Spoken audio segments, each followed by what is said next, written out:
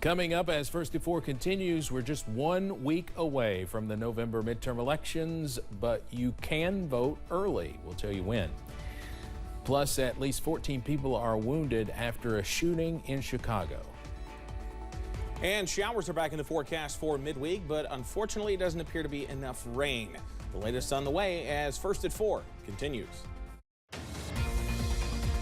Mountain News First at 4 continues. We are exactly 1 week away from Election Day, but early voting starts Thursday. WYMT's Phil Pendleton spoke to several county clerks about the process and has more.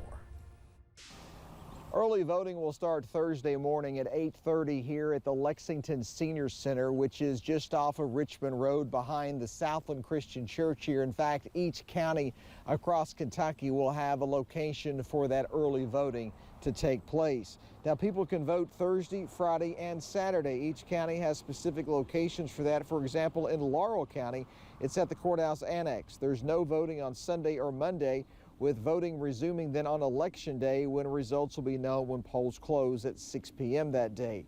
There are 2 constitutional amendments on the ballot, and county clerks encourage you to know about that before you go to vote.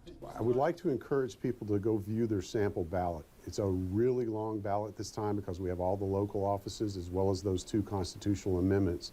And one of those amendments is very lengthy, so we would prefer that you not read it for the first time when you're in the voting booth. Well, each county may do things just a little bit differently. On Election Day, there are 130 or so precincts to vote in here in Lexington. In Laurel County, for example, there are 15 voting centers. Of course, you need to check with your local county clerk to find out more about what to do as far as casting your ballot.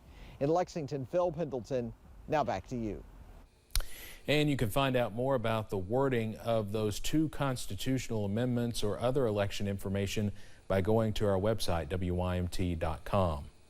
The tragedy at a South Korean Halloween festival has experts talking about ways to handle a crowd crush.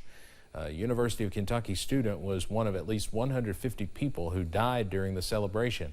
UK Police Chief Joe Monroe has been teaching crowd control for FEMA for the last 20 years. He taught a class in Houston months after the Astroworld concert where 10 people died. He says event planners should make sure they have studied the crowd before the event happens so they can plan for worst-case scenarios. Is the event ticketed or is it open? How many people could show up? What's the prior histories of crowd attendance? What is your demographics of your crowd that's attending? Monroe says events like the celebration in South Korea are generally pretty rare, but being aware of your surroundings and having a plan can save your life. Well, we haven't seen too much in the way of clearing as we've gone through today, and that looks to be the case as we head through tonight and tomorrow as well. Plenty of clouds in our future, but they say a setback before the comeback, right? Plenty of sunshine on the way later on this work week. Outside right now, little, if any. Downtown Whitesburg, some overcast skies there, a little less active than our Halloween night last night, but still a beautiful scene there in downtown Whitesburg. And the overcast from our camera in southern Perry County at Buffalo Mountain, 61, the current reading there as well.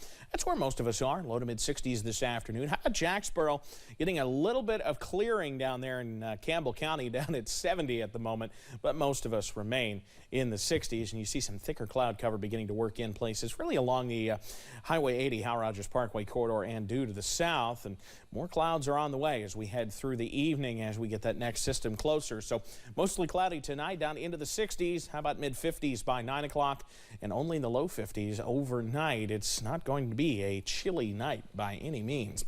Details though on when we do return some sunshine and some rather mild temperatures to the forecast. That's in a few minutes. Steve? Evan, thank you. President Biden is just one of the many big-name surrogates trying to rally supporters in key battleground states ahead of next week's election. CBS's Skyler Henry has more from Capitol Hill. President Biden told voters in the battleground state of Florida that it's Democrats, not Republicans, who can best tackle economic problems. We have the lowest inflation rate of almost any major country in the world. We've done a lot to try to take it under control. The president will also campaign with gubernatorial candidate Charlie Crist and Senate hopeful Val Demings. In Nevada, former President Barack Obama hits the campaign trail for Senator Catherine Cortez Masto. She's being challenged by former State Attorney General Adam Laxalt, who has been making headway with Hispanics in the Silver State. Inflation is the #1 issue that is affecting Latinos, and that is why we're getting a lot of good response with Latinos. It's not just Democrats rolling out the big names, hoping to get supporters to the polls. Former Vice President Mike Pence is rallying Republican voters in the battleground state of Georgia. This may not be the most important election of our lifetime. This may actually be the most important election in the life of our nation.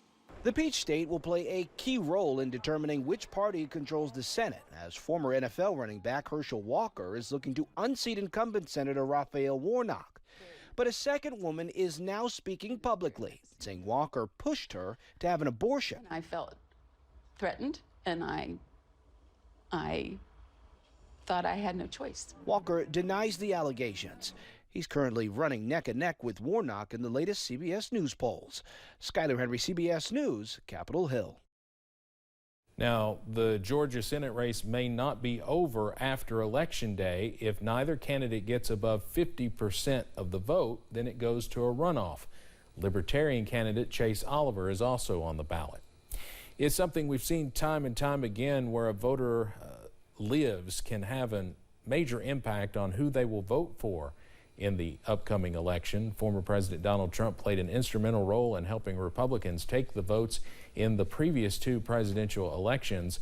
Republicans believe their party will see even more support after speaking with millions of voters in cities across the nation, namely where those that vote Democrat live. Conversely, Democrats think they have made a strong case in the last year and a half, not just to those voting in the inner city, but to rural citizens as well. RNC Chairwoman Ronna McDaniel has emphasized in building a coalition of volunteers that go out and go door to door and talk to their neighbors about what concerns them and to bring the message of our candidates across the country. It is Democrats, after 4 years of promised infrastructure weeks, that are going to deliver rural broadband. We have a Democratic Party that, with the Inflation Reduction Act, is going to increase subsidies for health care that is critical for rural communities.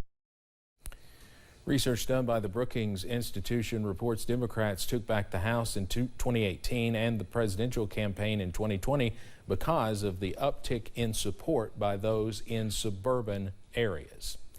There's been another mass shooting in the United States, this time in Chicago. Chicago police say at least 14 people were injured in a drive-by shooting last night. One person was also hit by a car at the scene.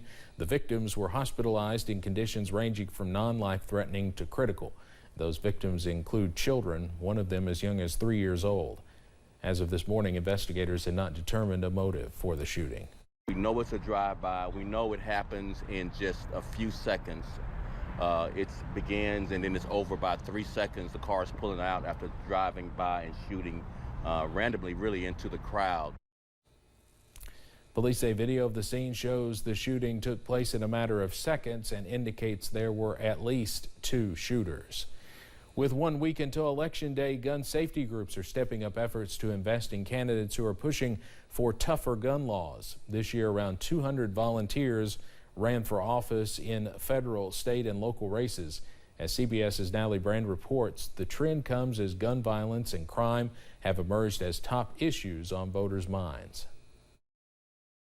From a congressional race in South Carolina to a state house seat in Colorado, those personally impacted by gun violence are on the ballot this November. Moms Demand Action has been helping to build a pipeline of advocates turned candidates. The saying goes, if you don't have a seat at the table, you're probably on the menu. Shannon Watts founded the group following the Sandy Hook Elementary School massacre. She's seen political activism intensify in the wake of mass shootings this year. We're all only as safe as the closest state with the weakest gun laws. Ahead of the midterms, everyday gun violence it's out of control. Has made crime an Election Day issue. It's on the minds of voters in the Baltimore, Maryland area. I'm not against owning and bearing arms, but I feel that it might need more stronger policies, more background checks. I don't think it's the legislation because I think there's plenty of gun laws already They just need to be effective. Daphne Alston lost her son to gun violence in 2008. We can't keep being silent. Why are you going to be silent about my child? He had the right to be here. Alston co-founded the group Mothers of Murdered Sons and Daughters. You can't legislate a broken child or a broken man. She says the issue is more complicated than just passing new laws. It's not a problem of a gun, it's the mentality of people nowadays. Why are y'all young people so broken? When Election Day is over, Alston says those stepping into office must also address the root causes of gun violence. Natalie Brand, CBS News, Baltimore County, Maryland. Gun violence is up nationwide. There have been 35,000 deaths in the United States so far this year, following 45,000 deaths in 2020 and roughly the same all of last year. About 79% of the killings in 2020 involved a firearm, the highest percentage since at least 1968. Coming up on First at 4, you may have to start paying to be verified on Twitter. And continuing to see clouds and even a couple of showers work into the region. Those details on the way.